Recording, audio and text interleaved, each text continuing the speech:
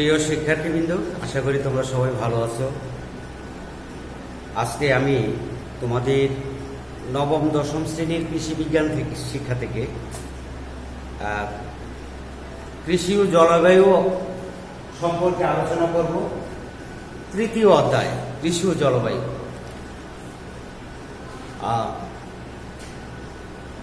তৃতীয় অধ্যায়ের প্রথম পরিচ্ছেদ। কৃষি জলবায়ু দুইটা ওতপ্রোতভাবে জড়িত। জলবায়ুর উপর নির্ভর করে বাংলাদেশের কৃষি। আমাদের দেশ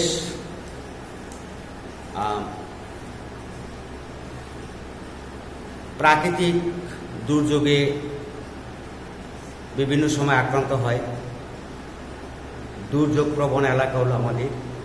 কৃষির উপর প্রতি বছরই বিভিন্ন প্রাকৃতিক দুর্যোগ হানা দেয়। তার মধ্যে আছে বন্যা, জলোচ্ছ্বাস, খরা। তারপরে এগুলো প্রতি বছরই কোনো না কোনো আমাদের কৃষির উপর আক্রান্ত করে। এই সব চিন্তা ভাবনা করে আমাদের দেশের বিজ্ঞানীরা খরা সহিষ্ণু জাত, তারপরে বন্যার আক্রমণ থেকে রক্ষা পাওয়ার জন্য অতি কম সময়ে কিভাবে ফসল উৎপাদন করা যায় সেই জাত উদ্ভাবন করেছে। তো শৈত্য, খরা আমাদের প্রতি বছর দুইবার আমাদের দেশে এই আবহাওয়াটা বিরাজ করে। অনেক সময় শৈত্য, যেটা দীর্ঘদিন বিরাজ করলে আমাদের ফসলের ব্যাপক ক্ষতি করে। অতিরিক্ত শৈত্য যেমন ফসলের ক্ষতি করে, আর এটা যদি দীর্ঘমেয়াদী হয় তাহলেও ফসলের ক্ষতি করে। আমরা জানি নভেম্বর থেকে ফেব্রুয়ারি পর্যন্ত শীতকাল, সবচেয়ে শীত বেশি প্রবণতা দেখা যায় জানুয়ারি মাসে। এ সময়ে গড় সর্বোচ্চ তাপমাত্রা থাকে 29 ডিগ্রি সেলসিয়াস, আর সর্বনিম্ন গড় তাপমাত্রা থাকে 11 ডিগ্রি সেলসিয়াস। কোনো সময় যদি 11-র নিচে চলে যায় তাপমাত্রা, আর এটা যদি দীর্ঘমেয়াদী হয়, কিছুদিন বিরাজ করে, তাহলে আমাদের ফসলের উপর ব্যাপক প্রভাব বিস্তার করে। এই শৈত্য সময়কালের আমাদের ফসলগুলোর মধ্যে আছে গম, তারপরে আছে ধান, গম, গোলালু, গম, সবজি জাতীয় গোলালু, গম শীতকালীন ফসল। শৈত্য বেশি হলে অনেক সময় দেখা যায় এগুলোর একটু উৎপাদনের ক্ষেত্রে প্রভাব বিস্তার করে। আর ধানের ক্ষেত্রে দেখা যায় শৈত্যটা দীর্ঘমেয়াদী হলে ধানের যে পুষ্টির মান, সেই মানটা কমে যায়, চিটা ধান উৎপাদন হয় বেশি। তো এই ধানগুলোর মধ্যে ব্রি 630 এবং ব্রি ধান 55, এই দুইটা জাত আমাদের দেশে চাষবাস হয়ে থাকে শীতকালে। এই দুইটা জাত আমাদের দেশে বিজ্ঞানীরা আবিষ্কার করছে, যাতে এই শৈত্য একটু দীর্ঘমেয়াদী হলেও যেন তেমন বেশি ক্ষতি না হয়।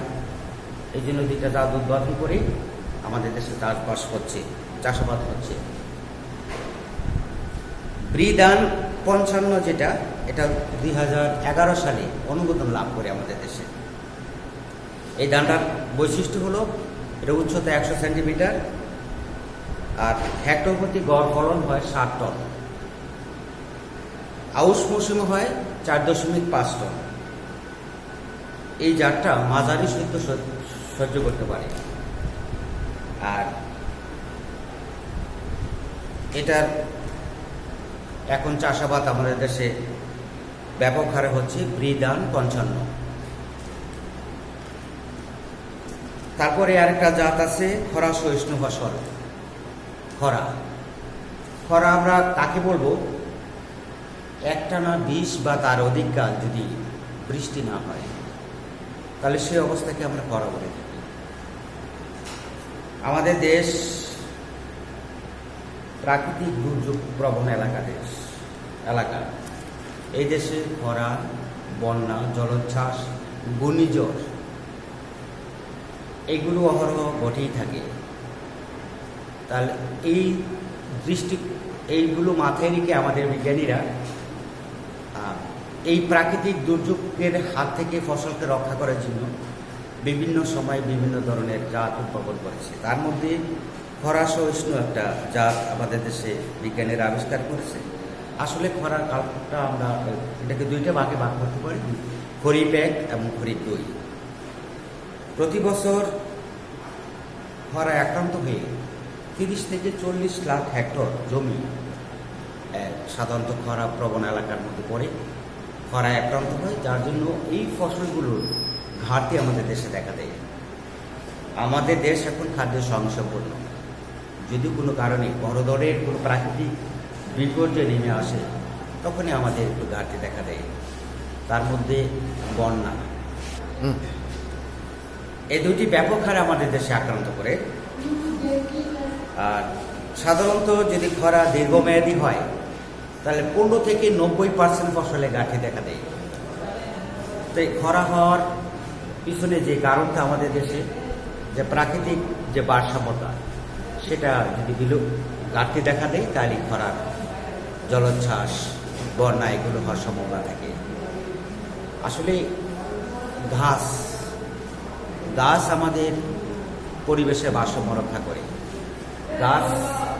পর্যাপ্ত পরিমাণ গাছ থাকলে আমাদের বেশি পরিমাণে বৃষ্টিপাত ঘটে। যদি গাছের সংখ্যা কমে যায়, তাহলে বৃষ্টিপাতের সংখ্যা কমে যায়, যার ফলে খরা হয়। যেখানে বন সেখানে বৃষ্টি। যেমন বাংলাদেশে একটা বন আছে যেটা লাউসরা বন, এটাকে রেইন ফরেস্ট হিসেবে আখ্যায়িত করা হয়। সেখানে বৃষ্টির পরিমাণটা বেশি থাকে। তা আমরা বুঝতে পারি যে যেখানে বন বেশি সেখানে বৃষ্টি বেশি। তাহলে বৃষ্টি নিয়মিত ঘটানোর জন্য আমাদের কী করতে হবে? অধিক পরিমাণে গাছ রোপণ করতে হবে এই প্রাকৃতিক ভারসাম্য রক্ষা করার জন্য। এই খরা সহিষ্ণু ধান ব্রি-ধান 56 এবং ব্রি-57, এই দুইটা জাত আমাদের দেশে বিজ্ঞানীরা আবিষ্কার করছে। ধান গবেষণা ইনস্টিটিউট, যেটা গাজীপুর আমাদের ধান গবেষণা কেন্দ্র, সেখানে বিজ্ঞানীরা নিরলসভাবে কাজ করে যাচ্ছে। অধিক জনসংখ্যার দেশ আমাদের এই বাংলাদেশ, বিশ্বের সবচেয়ে বেশি ডেনসিটি আমাদের এই দেশ, জনবহুল দেশ। তো এত অধিক লোকে সীমিত সম্পদ মানে জমি দিয়ে যে খাদ্য সম্পূর্ণতা অর্জন করা, এটা বিশাল একটা ব্যাপার। এই খাদ্যের ঘাটতি যাতে না হয়, সেই জন্যে বিজ্ঞানীরা অধিক কীভাবে ফলন উৎপাদন করা যায়, বিভিন্ন প্রাকৃতিক দুর্যোগ মোকাবেলা করে ফসল কীভাবে উৎপাদন হয়, সেইভাবে তারা কাজ করছেন। যে ব্রি-ধান 57, এটা রোপা মানে একটি জাত। এই গাছের উচ্চতা বৈশিষ্ট্য হলো 110 থেকে 115 সেন্টিমিটার। জীবনকালটা হয় 100 থেকে 105 দিন। এটা হেক্টর প্রতি ফলন হয় 3 থেকে 3.5 টন পর্যন্ত, এটা প্রতি হেক্টর ফলন উৎপাদন হয়। আর যদি খরা না হয়, তাহলে 4 থেকে 4.5 টন পার হেক্টর উৎপাদন হয়। এইগুলো ধান। গমও আছে খরা সহিষ্ণু জাত গম, এটাকে বাড়ি গম 20 বলা হয়, যেটাকে গৌরব নামে আমরা চিনি।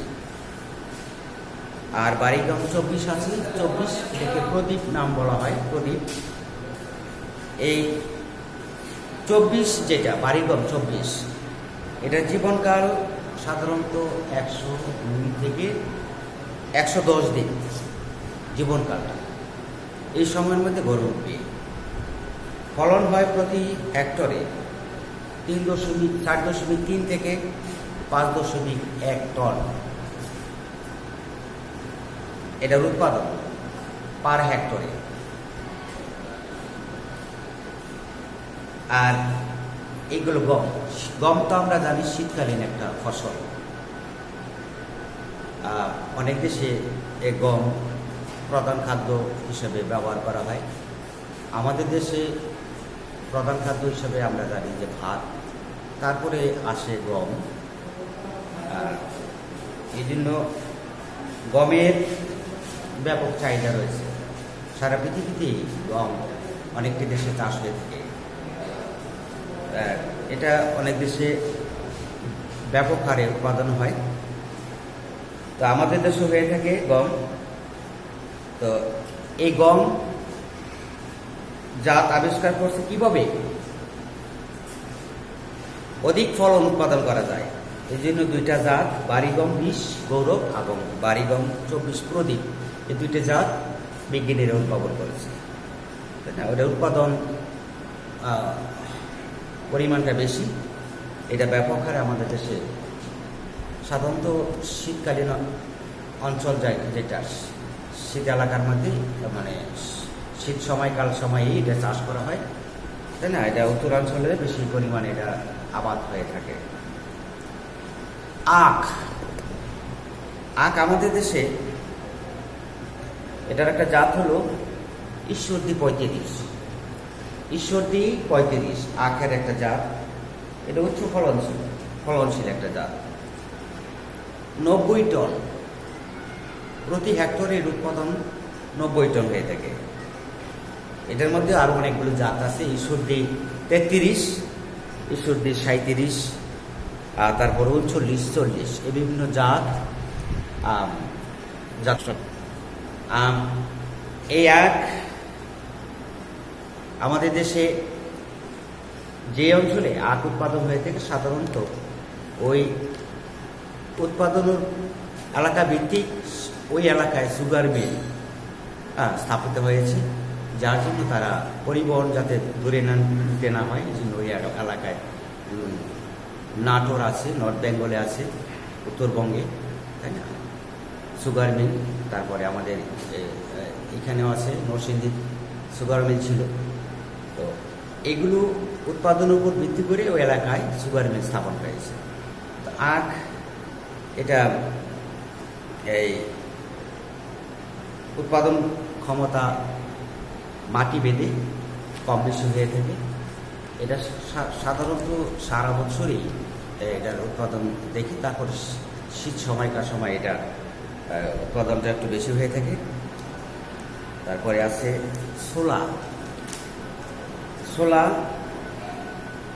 ছোলা যেটাকে আমরা বলে ছোলা, যেটা আমরা খেয়ে থাকি বিভিন্ন সময়ে, রমজান মাসে যেটা খেয়ে থাকি আমরা ছোলা, এটার উৎপাদন আমাদের দেশে ছোলা উৎপাদন হয়। এটার জীবনকালটা হলো 128 থেকে 130 দিন।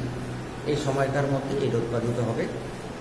আর এটার উচ্চতা, ছোলা বীজে গাছের উচ্চতা 50 সেন্টিমিটার। এই আমাদের শীতকালীন বিভিন্ন ফসল সম্পর্কে আলোচনা করলাম। তো এখন আরেকটা বিষয় আলোচনা করব, লবণাক্ততা সহিষ্ণু জাত। আমাদের দেশ বাটি অঞ্চলের দেশ, সমুদ্র সংলগ্ন দেশ, দক্ষিণ এশিয়ার একটি দেশ, জনবহুল একটি দেশ। সমুদ্র আমাদের দক্ষিণে বঙ্গোপসাগর। এই বঙ্গোপসাগরের পানি লবণাক্ত। আমাদের দক্ষিণ অঞ্চলে 18টি জেলা আছে, যে জেলাগুলো সমুদ্রের তীর ঘেঁষা। এই জেলাগুলোর পানি, এই সমুদ্রের পানিগুলো লবণাক্ত, বঙ্গোপসাগরের পানি লবণাক্ত। অনেক সময় দেখা যায় যদি জলোচ্ছ্বাস হয়, এই লবণাক্ত পানিগুলো আমাদের দক্ষিণাঞ্চলের জেলাগুলোতে আঘাত করে, হানা দেয়। যার ফলে যদি ফসলকালীন সময় হয়, যদি ফসল উৎপাদনের সময় হয়, তখন এই পানিগুলো ফসলের জমিতে প্রবেশ করে, যার ফলে সেই ফসল লবণাক্ততার কারণে একেবারে উৎপাদন বিনষ্ট হয়ে যায়। উৎপাদন একেবারেই বলতে হয় না, লবণাক্ততা দীর্ঘমেয়াদী হয়, অর্থাৎ জলাবদ্ধতার সৃষ্টি হয়, সেখানে গাছগুলো মরে যায়, লাল হয়ে যায়। লবণ আসলে পানিতে মিশলে এটা অনেকটা বিষক্রিয়ার মতো সৃষ্টি হয়। এই ধান এগুলো সহ্য করতে পারে না। সাধারণত দক্ষিণান অঞ্চলে যে জেলাগুলো আমি বলি, যে পটুয়াখালী, বরিশাল, বরগুনা, তারপরে নোয়াখালী, খুলনা, সাতক্ষীরা, বাগেরহাট, ফেনী, কক্সবাজার, চট্টগ্রাম অঞ্চলের যে বিভিন্ন জেলাগুলো আছে, এই জেলাগুলো জলোচ্ছ্বাসে আক্রান্ত হয়। বিভিন্ন প্রাকৃতিক দুর্যোগে জলোচ্ছ্বাসে আক্রান্ত হওয়ার সময় এ লবণাক্ত পানি আমাদের এই এলাকায় প্রবেশ করে। তো যার ফলে ফসলের ক্ষতি হয়ে থাকে, ফসল আক্রান্ত হয় এবং ফসল উৎপাদন একেবারেই জিরোতে চলে যায়। তো এই দৃষ্টিকোণ থেকে আমাদের দেশের বিজ্ঞানীরা খরা সহিষ্ণু জাত কীভাবে উদ্ভাবন করা যায় সেটা গবেষণা করে তারা 2006 সালে এই খরা সহিষ্ণু জাত উদ্ভাবন করেছেন। এবং এটা ধান ব্রিধান 57। এটার এই গাছের বৈশিষ্ট্য হলো এটা 105 সেন্টিমিটার পর্যন্ত উচ্চতা লাভ করে এবং জীবনকালটা হয় 152 দিন। ব্রিধান 47, এটা আমাদের দেশের বিজ্ঞানীরা নিরলস পরিশ্রমের মাধ্যমে এই জাতটা উদ্ভাবন করছে। এখন আমরা দেখি এই জাত দক্ষিণাঞ্চলে জেলাগুলোকে চাষবাস হচ্ছে এবং লবণাক্ত পানি এই জাতের তেমন কিছু ক্ষতি করতে পারে না। এই প্রতিকূলতার ভিতর দিয়েও এই বৈশিষ্ট্য সম্পন্ন জাত ভালো ফলন উৎপাদন করে, তাই না? এটা আমাদের দেশে চাষাবাস হচ্ছে, যার জন্য আমরা এত কিছু প্রাকৃতিক দুর্যোগের সম্মুখীন হয়েও আমাদের ফসলের ঘাটতি হয়, ফলনের ঘাটতি হয় না, খাদ্যশস্যের ঘাটতি হয় না। আমাদের লোক সংখ্যা অহরহ বৃদ্ধি পাচ্ছে। 17-18 কোটি জনসংখ্যারই আমাদের এই বাংলাদেশ। আমরা অনেক সময় দেখতাম আগে যখন 5 কোটি 7 কোটি মানুষ তো তখনও মানুষ খাদ্যের অভাবে না খেয়ে থাকতো। এখন কিন্তু আর সেই পরিস্থিতি নাই, কারণ আগে প্রতি বিঘা জমিতে 10 মণ, 7 মণ, 8 মণ ধান উৎপাদন হতো। এখন সেই একই জমিতে উৎপাদন হয় গিয়া 25, 30, 35, 40 মণ। তাহলে উৎপাদন কয়েক গুণ বেড়েছে। লোক সংখ্যা যেমন বেড়েছে, উৎপাদন বেড়েছে। সেই কাজটা করছে আমাদের দেশের বিজ্ঞানীরা, নিরলস পরিশ্রম করে সেই উৎপাদন বৃদ্ধি করেছে, যার জন্য এত কিছু প্রতিকূলতার পরিবেশের মধ্যে দিয়েও আমরা আমাদের খাদ্যের স্বয়ংসম্পূর্ণতা আমাদের বাংলাদেশ অর্জন করেছে। তো বিনা দান 8 এটাও আরেকটি লবণাক্ত সহিষ্ণু জাত। এটা জীবনকাল 130 থেকে 135 দিন। ফলন হয় এটা 4.5 থেকে 5.5 টন পার হেক্টরে। এটা এই দুইটা জাত, তাই না, বিনা 8 এবং ব্রিধান 47, এগুলো লবণাক্ত সহিষ্ণু দুটি জাত। আমাদের দক্ষিণাঞ্চলের জেলাগুলোতে এই জাত উদ্ভাবন করা হয়, চাষাবাদ করা হয়, যার ফলে এই জেলাগুলোতে আগের মতো আর পরিস্থিতি না, এখন উৎপাদিত হচ্ছে, সুন্দর ফলন উৎপাদন হচ্ছে। আমাদের লবণাক্ততার মধ্যে আবার বিভিন্ন সবজিজাত ফসল পড়ে, যেমন বাড়ি আলু 22, যেটাকে সৈকত বলা হয়, বাড়ি মিষ্টি আলু 6 ও 7। এগুলো আসলে বিজ্ঞানীরা নাম দেয়, 6 ও 7 নামে শনাক্ত করা হয়, তাই না, চিনার জন্য। এগুলো দেখা যায় এখন উৎপাদন প্রতি হেক্টরে 40 থেকে 45 টন।